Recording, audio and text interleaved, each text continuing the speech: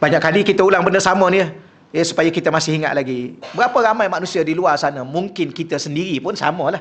Saya, kita semua. Di saat Allah perintahkan kita solat, maka kita solat. Kenapa kita solat? Kerana syariat memerintahkan kita solat dan mengatakan wajib. Okey ya? Sebab tu ada orang bila mana dia dah solat, okey selesai. Saya dah solat. Selesai. Lepas solat tu dia jadi makin baik ke makin jahat ke, itu cerita lain. Kecuali ceritanya dia dah solat, dah habis. Yang penting solat. Lewat ke, sempurna ke tak,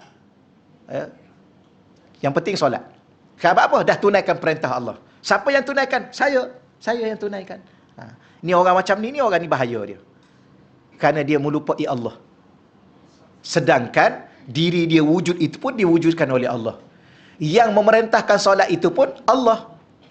Yang solat itu pun untuk Allah, bukan untuk diri dia. Maka yang membantu dia untuk melangkah, setiap langkah dia pergi ke masjid, untuk dia bangun, untuk qiyam, untuk dia rukuk, untuk dia sujud, semua tu dari siapa? Dari Allah. Jadi sepatutnya di saat dia melaksanakan perintah syariat solat, dia kena bukan berinteraksi dengan solat, dia bukan berinteraksi dengan perintah, dia berinteraksi dengan Tuhan yang memfardukan dia solat. Ketika itulah solat dia fokus kepada siapa? Bukan kepada solat, kepada Allah. Allah di saat kita ingat dia akan ingatkan kita segala-gala, termasuk rakaat-rakaat solat.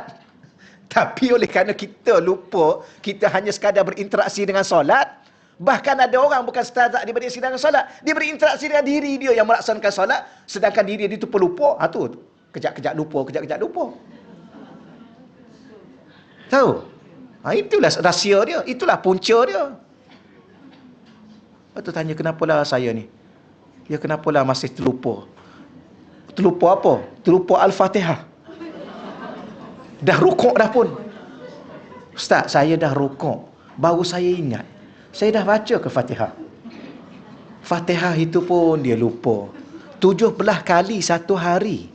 Dah 40 tahun solat, lupa juga. Kerana dia tidak berinteraksi dengan Allah yang mengingatkan dia. Dia berinteraksi dengan diri dia, dengan solat dia. Itu yang lupa tu. Tapi kita ni kan, kalau Allah kata fadhkuruni azkurkum, kamu ingat aku ingat pada kamu. Bila mana Allah ingat kat kita, Allah akan ingatkan segala-galanya. Tapi dah kita tak berinteraksi dengan Allah, berinteraksi dengan solat, beza tahu. Tapi ada orang kata, iyalah solat kan untuk Allah. Memang solat untuk Allah. Ya ke untuk Allah? Cuba tanya balik, ke untuk masuk syurga? Ya? Untuk Allah kemudian nak masuk syurga.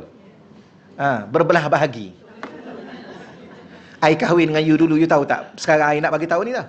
I kahwin dengan you dulu, sebenarnya I bukan nak you, I nak rumah you. Sebab I lalu-lalu tengok besar lah rumah you. Itu masalah.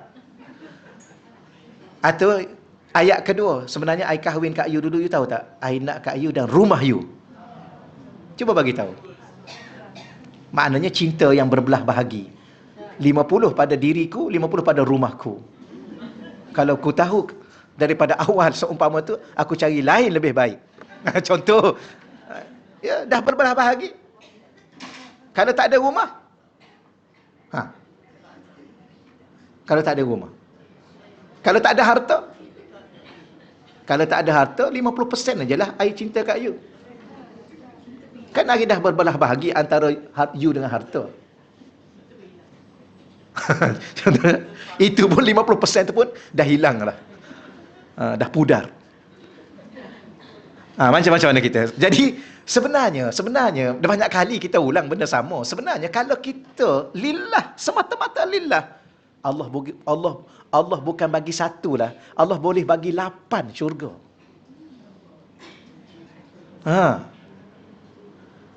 Macam kita suami kan, kalau you bagi tahu kat I dulu, you tulus cinta kat I, bukan rumah ni aja, I ada 8 lagi rumah. Cuma kenapa you tak bagi tahu awal-awal? Nampak tak? Kat mana you 8? I tengok satu je. Kat syurga. Akan pastikan you masuk syurga dengan I. Nak buat apa dengan apa yang ada? Nak tinggal bila-bila masa dah tu. Betul ya? Tapi yang orang-orang bercinta apa? Bercinta. I tunggu you kat pintu syurga. Buat apa pintu? Pintu syurga. Tunggu kat pintu. Tunggu kat syurga lah. Tunggu kat pintu. You boleh masuk tak ni? Okey lah. Aduh, hai. Okey lah tu ya.